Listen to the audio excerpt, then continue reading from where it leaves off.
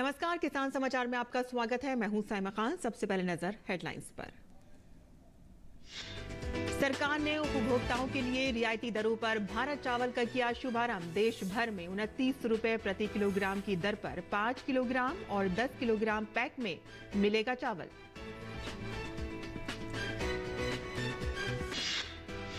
सरकार रसायन मुक्त खेती को बढ़ावा देने के लिए प्रतिबद्ध। देश भर में बीपीकेपी के तहत 8 राज्यों में प्राकृतिक खेती के लिए अब तक 4.09 लाख हेक्टेयर क्षेत्र को 70.13 करोड़ रुपए किए गए जारी।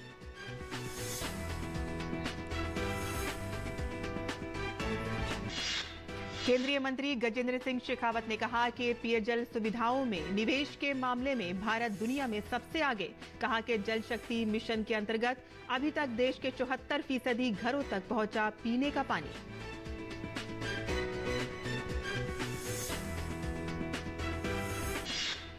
और मौसम विभाग ने कहा कि पश्चिम बंगाल के ऊंचाई वाले इलाकों और पूर्वोत्तर राज्यों में हो सकती है बारिश। राष्ट्रीय राजधानी दिल्ली में अगले 2 दिन तक 20 से 30 किलोमीटर प्रति घंटे की रफ्तार से हवाएं चलने की है संभावना।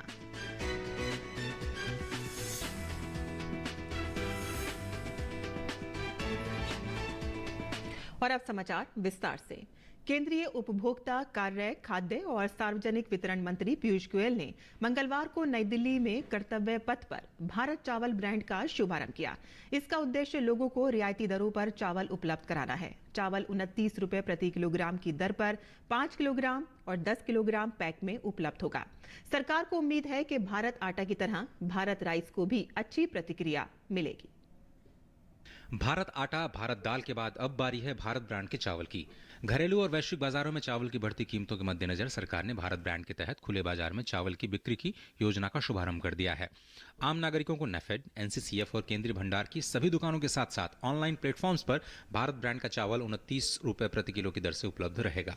हम सबके लिए सौभाग्य की बात है कि माननीय प्रधानमंत्री जी के आशीर्वाद से, उनके मार्गदर्शन में अब भारत चावल मात्र 29 रुपए प्रति किलो देश भर में खुदरा में, रिटेल में उपलब्ध कराया जाएगा। नई दिल्ली में कर्तव्य पथ पर 100 राशन की गाड़ियों के साथ इस योजना का शुभारंभ किया गया। देश में ऐसी 8000 से 9000 गाड़ियों को आम लोगों तक भारत ब्रांड के चावल को पहुंचाने के लिए चलाया गया है। गौरतलब है कि सरकार ने पहली बार कीमतों पर नियंत्रण करने के लिए बजट में घोषित प्राइस स्टेबलाइजेशन फंड का इस्तेमाल किया।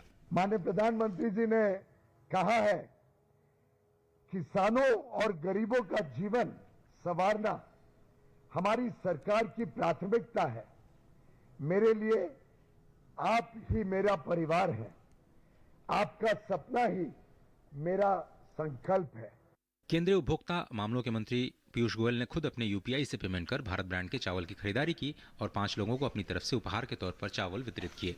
सरकार का कहना है कि अब सभी स्टॉकिस्ट को हर हफ्ते शुक्रवार को अपने गोदाम में चावल की पोजीशंस का खुलासा सरकारी पोर्टल पर करना जरूरी होगा, जिससे किसी भी तरह की कालाबाजारी पर रोक लगाई जा सके।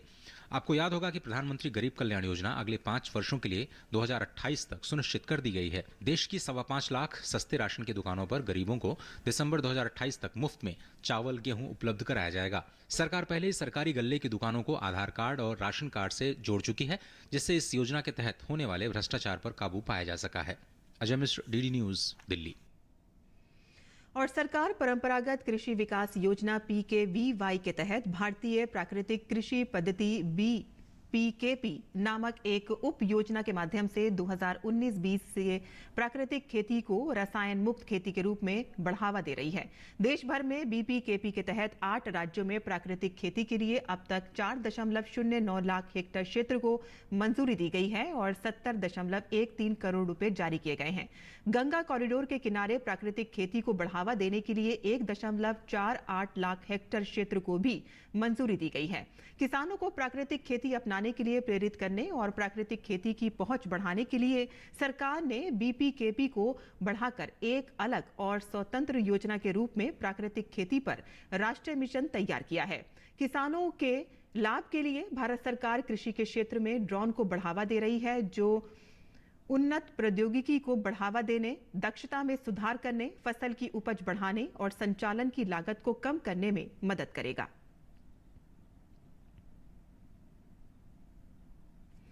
केंद्रीय मंत्री पीयूष गोयल ने लोकसभा में कहा कि केंद्र में मोदी सरकार से पहले गन्ना किसान अपने ही पैसे के लिए गुहार लगाते थे। चीनी मिलों के पास पैसे नहीं होते थे गन्ना किसानों के भुगतान के लिए, लेकिन अब ईंधन में एथेनॉल का इस्तेमाल करने से मिलों की आमदनी बढ़ी है। 99% किसानों का भुगतान समय पर हुआ है। गन्ना किसानों की भुगतान करने के लिए चीनी मिलों के पास जो पैसे का अभाव रहता था उसको पूरा करने के लिए इथेनॉल को प्राथमिकता दी गई। कहाँ उस समय मात्र 1% पेट्रोल में इथेनॉल की मिक्सिंग ब्लेंडिंग होती थी, आज वो बढ़कर 12% हो गई है। एक 1200% एक प्रकार से वृद्धि हुई है।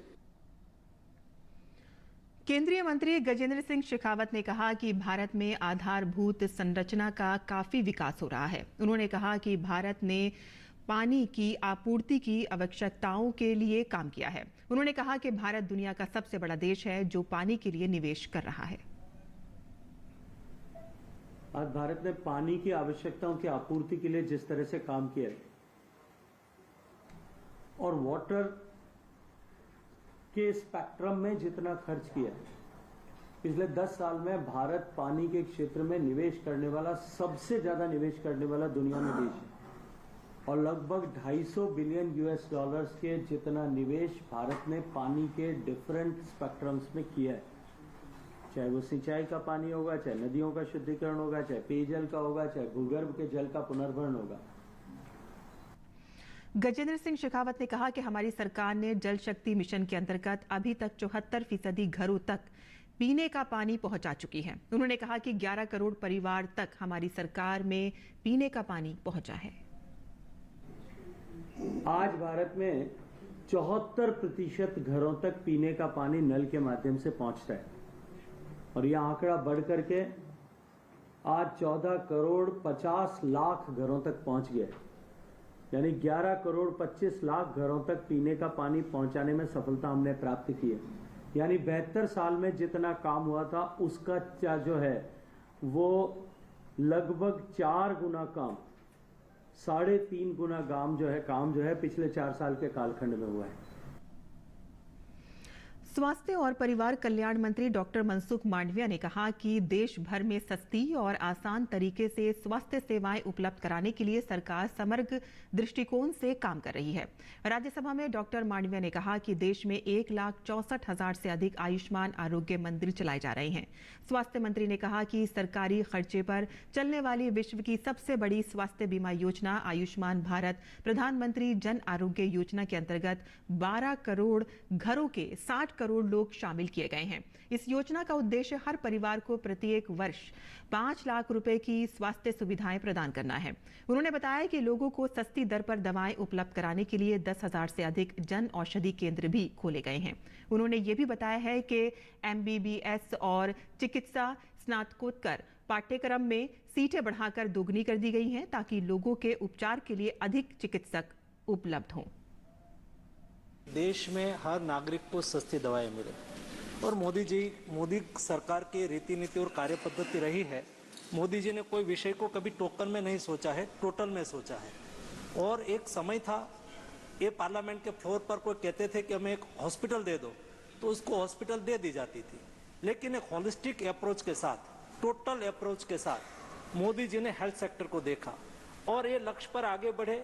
हेल्थ एक्सेसिबल होना चाहिए, हेल्थ अफोर्डेबल होना चाहिए। हेल्थ को एक्सेसिबल करने के लिए देश में 1,64,000 से अधिक आयुष्मान आरोग्य मंदिर आज देश में कार्यरत है। वैसे ही जब हम आयुष्मान आरोग्य मंदिर बनाते हैं तो वहाँ डॉक्टर चाहिए, तो मोदी गवर्नमेंट ने देश में MBBS की सीट डबल करी। पहले 350 मेडिकल कॉलेज होती थी, आज 707 मेडिकल कॉलेज हो गई। देश में 1,07,000 MBBS की सीट हो गई, PG की सीट भी डबल हो गई, ताकि देश के आयुष्मान आरोग्य मंदिर और हॉस्पिटल में डॉक्टर उपलब्ध हो। और भारत सरकार पूर्वोत्तर राज्यों को अष्टलक्ष्मी की संज्ञा देते हुए इन राज्यों के विकास के लिए मिशन मोड पर काम कर रही है। और इसी क्रम में राजधानी नई दिल्ली में केंद्रीय ग्रामीण विकास मंत्री गिरिराज सिंह ने मेघालय में केंद्र सरकार के सहयोग से चल रही योजनाओं की समीक्षा की। इस दौरान केंद्रीय मंत्री ने कहा कि मेघालय को केंद्र की तरफ पूर्ण सहयोग का आश्वासन दिया जाएगा। पूर्वोत्तर की शान अष्टलक्ष्मी राज्यों के विकास के विषय पर हमारे संवाददाता ओपी यादव ने बात की केंद्रीय ग्रामीण विकास और पंचायती राज मंत्री गिरिराज सिंह से। पूर्वोत्तर राज्यों का विकास केंद्र की प्राथमिकता में है और इसी बात को रखते हुए प्रधानमंत्री नरेंद्र मोदी ने पूर्वोत्तर को अष्टलक्ष्मी की संज्ञा दी है। पीएम मोदी के इसी विजन को आगे बढ़ाने में सबसे पहली भूमिका निभाई है ग्रामीण विकास मंत्रालय ने। अभी हमारे साथ केंद्रीय ग्रामीण विकास और पंचायत राज मंत्री गिरिराज सिंह मौजूद है। इन्होंने पूर्वोत्तर राज्यों से आए डेलीगेशन के साथ मुलाकात की है और पहली शुरुआत के तौर पर उन्होंने पूर्वोत्तर को न केवल वित्तीय बजट बल्कि पूर्ण रूप से सहयोग देने का आश्वासन दिया। ये बात करते हैं सर, सबसे पहले बधाई। पूर्वोत्तर को अष्टलक्ष्मी की संख्या प्रधानमंत्री जी ने दी है, कितना महत्वपूर्ण है पूर्वोत्तर भारत के लिए? देखिए, देश में पहली बार कोई प्रधानमंत्री जिसे अष्टलक्ष्मी कहते हैं, और सचमुच में अगर नॉर्थ ईस्ट के बगैर और नॉर्थ ईस्ट के विकास के बगैर भारत का विकास पूर्ण नहीं होता। एक और उसी में सारे विभाग, इसके लिए एक अलग डोनर विभाग बना और हम लोगों को हर डिपार्टमेंट का 10% मस्ट अष्टलक्ष्मी रूपी जो नॉर्थ ईस्ट है वहाँ हम लोग खर्च करते हैं। जो हमारा विभाग है उसके बगैर तो पूर्ण ही नहीं होता। डिप्टी सीएम मेघालय आए थे अपने राज्य से जुड़े हुए कुछ पहलुओं को लेकर के, तो स्वाभाविक है प्रधानमंत्री जी के नेतृत्व में हम लोग, कोई ऐसा मंथ नहीं होता कि कोई मंत्री साल में 2 बार 4 बार नहीं जाता हो। इतने बार तो शायद कोई गया हो। प्रधानमंत्री जितने बार नॉर्थ ईस्ट गए हैं देश का कोई प्रधानमंत्री नहीं गया। जितना वहाँ आज कनेक्टिविटी हुआ है आज तक नहीं हुआ। तो ये अष्टलक्ष्मी इसी के लिए दिया है। आज वो स्टेट सब के सब आने वाले दिन में ऑर्गेनिक स्टेट होंगे, और ऑर्गेनिक स्टेट ही नहीं होंगे बल्कि वहाँ कई ऐसे अरुणाचल का गांव हो, मेघालय का गांव हो, जो अंतिम गांव नहीं प्रथम गांव, प्रधानमंत्री ने कहा कि जो बॉर्डर पर गांव है वो अंतिम नहीं, वो पहला गांव है। मेघालय की कई सड़कें बाकी थी, उनको आज मैंने सहमति दी है और उनके कुछ और डिमांड थे। पूर्वोत्तर राज्यों की अगर बात करें तो तकरीबन 5 से भी अधिक अंतर्राष्ट्रीय बॉर्डर की सीमाएं टच करती है, तो ये हमारे लिए सामरिक दृष्टि से भी महत्वपूर्ण है। और जो गांव हैं वहां पर आपके मंत्रालय द्वारा सड़कों का निर्माण होना बाकी है और इसी संदर्भ में आपने नई पहल भी शुरू की है। कितना जरूरी है अंतिम छोर को सड़क से जोड़ना? और प्रधानमंत्री जी जो बोलते हैं कि राजधानी को आपस में कनेक्ट करेंगे सभी नॉर्थ ईस्ट की जो भी राज्य हैं, कनेक्टिविटी सब राज्यों में दी है। एयर कनेक्टिविटी अरुणाचल में नहीं था, वो हुआ। तो एक देश में एक और नॉर्थ ईस्ट में एक नया वातावरण, नया उत्साह बना है जो नरेंद्र मोदी के नेतृत्व में। आपके मंत्रालय ने 3 करोड़ लखपति दीदी बनाने का भी लक्ष्य लिया है। जाहिर सी बात है पूर्वोत्तर से भी कई महिलाएं इसमें भाग्यशाली होंगी, क्या कहना? देखिए, पूर्वोत्तर में जो सेल्फ हेल्प ग्रुप आजीविका मिशन है वो इतना अच्छा कि महिलाओं को लाखपति, हमें तो लग रहा है कि आने वाले दिन में 5 साल में पूर्वोत्तर में कोई महिला नहीं बचेगी जो लाखपति नहीं होगी, क्योंकि वहाँ सहज है उनको लाखपति बनाना। पिगड़ी का काम करती हैं, पिगड़ी में जो पिगड़ी पाल लिया वो लाखपति हो गया। फिर फलदार पेड़ लगाते हैं, नहीं तो हॉर्टिकल्चर उनका मुख्य है, हैंडीक्राफ्ट मुख्य है और उसके मार्केट भी व्यवस्थित है। हम लोग उसके लिए सरस मेला के माध्यम से, तो मुझे पूरा विश्वास है नॉर्थ ईस्ट में लाखपति दीदी का परसेंटेज सबसे अधिक होगा। तो केंद्रीय ग्रामीण विकास और पंचायती राज मंत्री गिरिराज सिंह, जिनका मानना है कि पूर्वोत्तर का विकास केंद्र की प्राथमिकता में है और इसी बात को न केवल ध्यान में रखते हुए मंत्रालय नई नीति और योजनाएं बना रहा है बल्कि जमीनी स्तर पर इनको बेहतर तरीके से क्रियान्वयन कर राष्ट्र विकास में पूर्वोत्तर का योगदान साबित भी कर रहा है। मेरे सहयोगी कैमरामैन शुभम और मुकेश के साथ मैं OP Yadav, DD news, Delhi. और डिजिटल इंडिया की दिशा में एक कदम और बढ़ाते हुए खाद्य और सार्वजनिक वितरण विभाग के सचिव संजीव चोपड़ा ने open network for digital commerce पर हिमाचल प्रदेश के ऊना और हमीरपुर जिलों में उचित मूल्य की दुकानों को शामिल करने के लिए एक पायलट प्रोजेक्ट लॉन्च किया। पायलट प्रोजेक्ट को वर्चुअली तौर पर हिमाचल प्रदेश की 11 जगह, जिसमें ऊना में 5 और हमीरपुर में 6 उचित मूल्य की दुकानों पर लॉन्च किया गया। ये पहली बार है कि जब उचित मूल्य की दुकानों को open network for digital commerce पर शामिल किया गया है।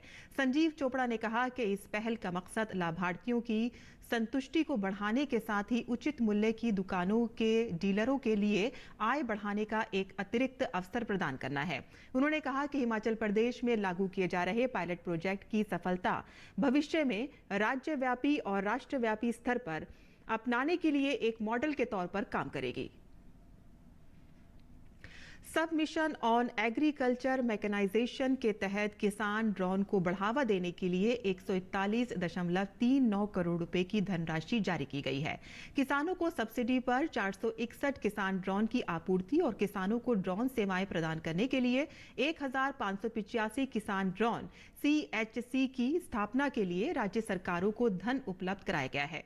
देश भर में ICAR के 193 संस्थानों द्वारा 263 एग्री ड्रोन खरीदे गए हैं। इन संस्थानों के 260 कर्मियों ने ड्रोन पायलट प्रशिक्षण लिया है।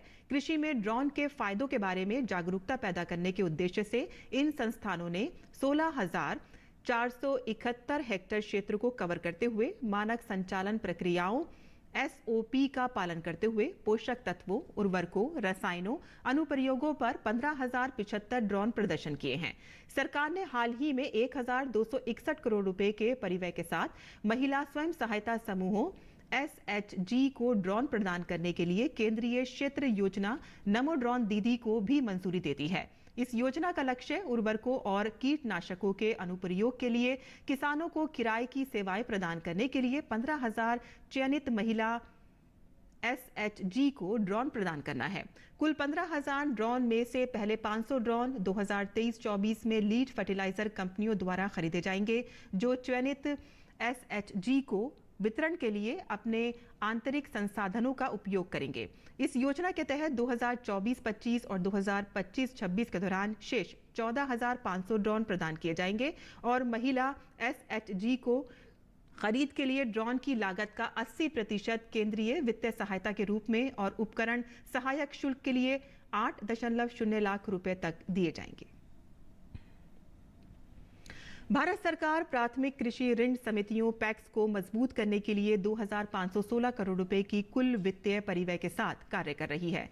63,000 पैक्स की कंप्यूटरीकरण की परियोजना को मंजूर कर चुकी है। इसमें सभी कार्य कर रहे पैक्स को राज्य सहकारी बैंकों STCB और जिला केंद्रीय सहकारी बैंकों DCCB के माध्यम से नाबार्ड से जोड़ने के लिए ERP एंटरप्राइज रिसोर्स प्लानिंग आधारित सामान्य राष्ट्रीय सॉफ्टवेयर पर लाना शामिल है।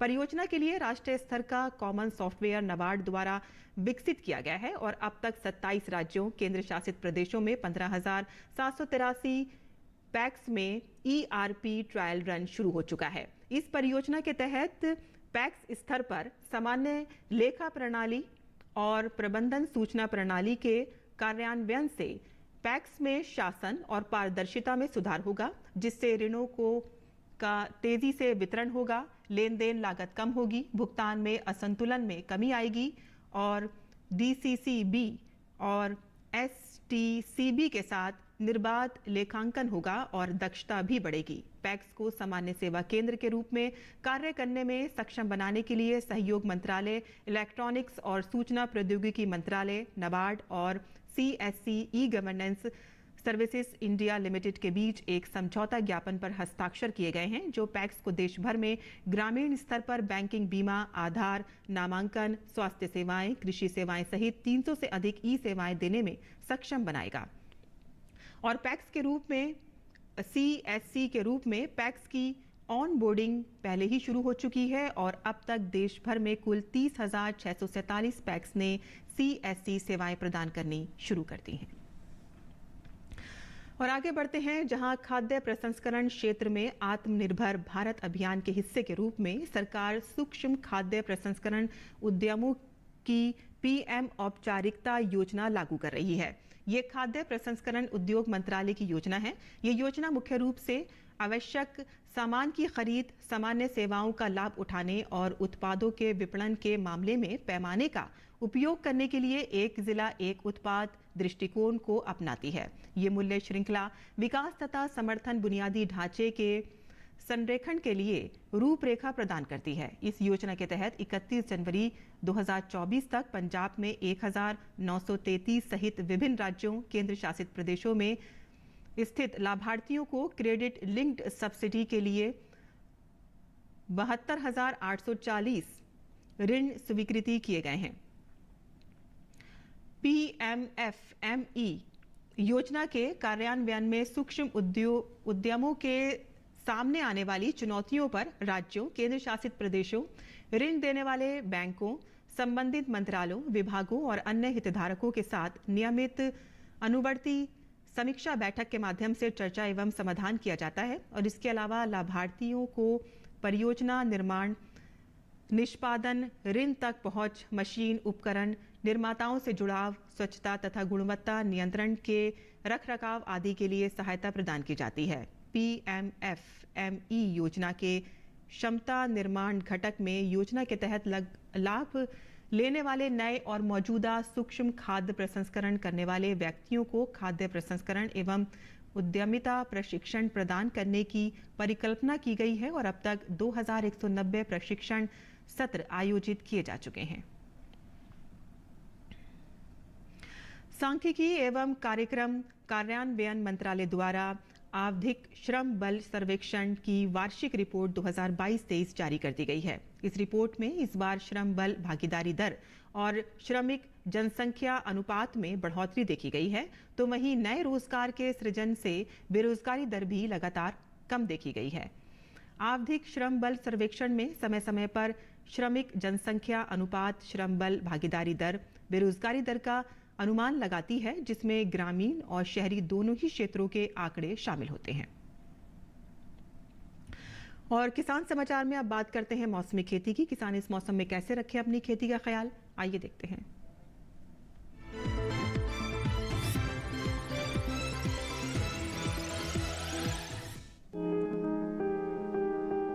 असम के किसान बोरो धान की बुआई के 20 या 25 दिन बाद यूरिया की पहली खुराक डाल लें। यहाँ बोरो धान में तना छेदक कीट का प्रकोप हो सकता है। इसके नियंत्रण के लिए असम के किसान फ्रिपोनिल का स्प्रे कर लें। असम में इस समय किसान फॉक्सटेल बाजरा की बुआई कर सकते हैं। असम में मक्के की फसल में फाल आर्मी वर्म का प्रकोप दिखाई देने पर स्पिनोसैड का छिड़काव कर लें। असम में गन्ने के खेतों में पानी जमा न होने दें। यहाँ के किसान आलू और टमाटर को झुलसा रोग बचाने के उपाय करें। इसके लिए यहाँ के किसान कृषि विशेषज्ञों की सलाह पर जरूरी दवाओं का स्प्रे कर लें। असम में इस समय मिर्च की विभिन्न किस्मों की बुआई की जा सकती है। यहाँ के किसान भिंडी की बुआई भी कर सकते हैं। बुआई से पहले इनके बीजों को उपचारित जरूर कर लें। असम में किसान सरसों में एफिड्स का प्रकोप दिखाई देने पर इसके नियंत्रण के लिए जरूरी दवाओं का स्प्रे कर लें। यहाँ के किसान ग्रीष्मकालीन मूंग और उड़द की बुआई के लिए खेत तैयार कर लें। मेघालय के किसान टमाटर की नर्सरी लगा सकते हैं। साथ ही शिमला मिर्च की भी नर्सरी लगाई जा सकती है। मेघालय के किसान मटर के खेतों में जल निकासी की व्यवस्था कर लें। यहाँ के किसान गाजर, मूली और शलगम की पकी फसलों की खुदाई कर लें। मेघालय में अदरक और हल्दी की पकी हुई फसलों की खुदाई तब करें जब पौधे का जमीन से ऊपर का हिस्सा सूख जाए। साथ ही यहाँ के किसान अदरक और हल्दी को प्रकंद सड़न रोग से बचाने के उपाय भी कर लें। मेघालय में किसान स्ट्रॉबेरी के खेतों में उचित जल निकासी की व्यवस्था बनाए रखें। यहाँ अनानास की पकी पौध की तुड़ाई की जा सकती है।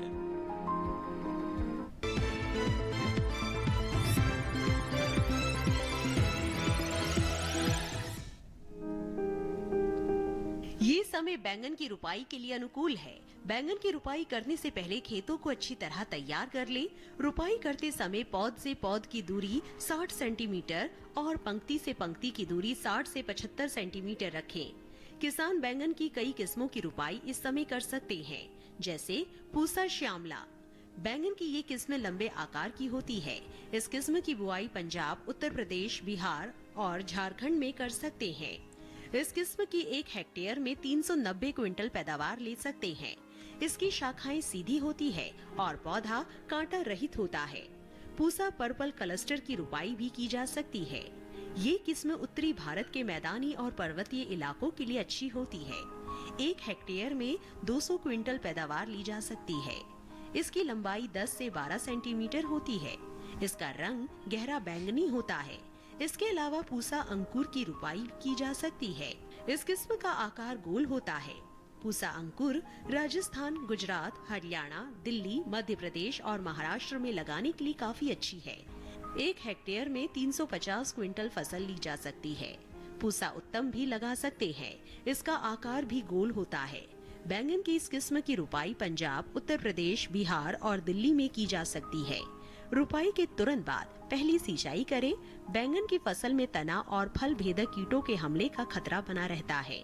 इससे बचाव के लिए किसान विशेषज्ञों की सलाह पर उचित दवाओं का छिड़काव करें।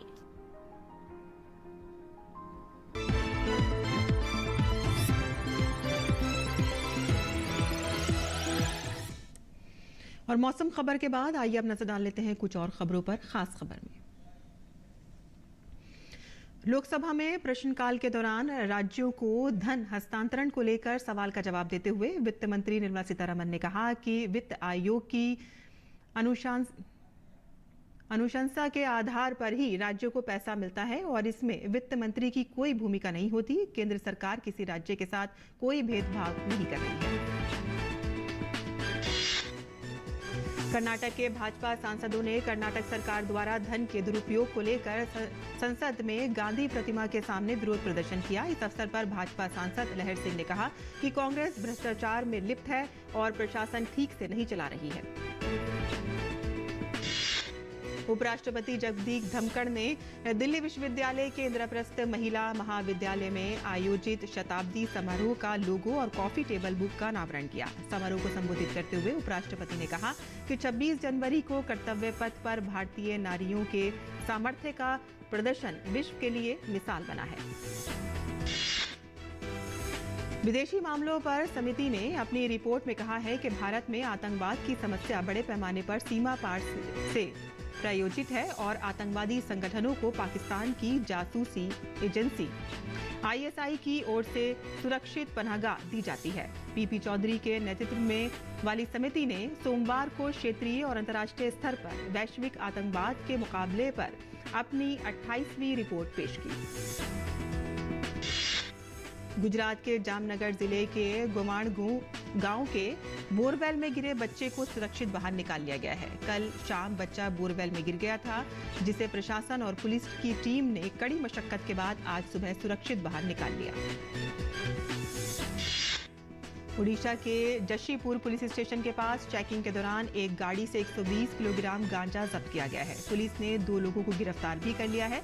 बताया जा रहा है कि ये लोग संबलपुर क्षेत्र से गांजा खरीदकर कोलकाता बेचने के लिए ले जा रहे थे। उत्तर भारत में ठंड का सितम जारी है। इंदिरा गांधी अंतर्राष्ट्रीय हवाई अड्डे पर यात्रा में देरी के बाद लोगों को काफी इंतजार करना पड़ा है और साथ ही नई दिल्ली रेलवे स्टेशन पर भी कई ट्रेनें देरी से चल रही हैं। लोगों को परेशानियों का सामना करना पड़ रहा है। राजस्थान में भारतीय वायुसेना द्वारा आगामी 17 फरवरी को होने वाले अभ्यास वायु शक्ति 2024 के लिए जोधपुर वायुसेना स्टेशन पर तैयारियां जारी हैं। इस वायुसेना अभ्यास में भारतीय वायुसेना की दिन और रात के समय संचालित की जाने वाली आक्रामक एवं रक्षात्मक क्षमताओं का प्रदर्शन किया जाएगा। और किसान समाचार में आज के लिए बस इतना ही। अनुमति दें। नमस्कार।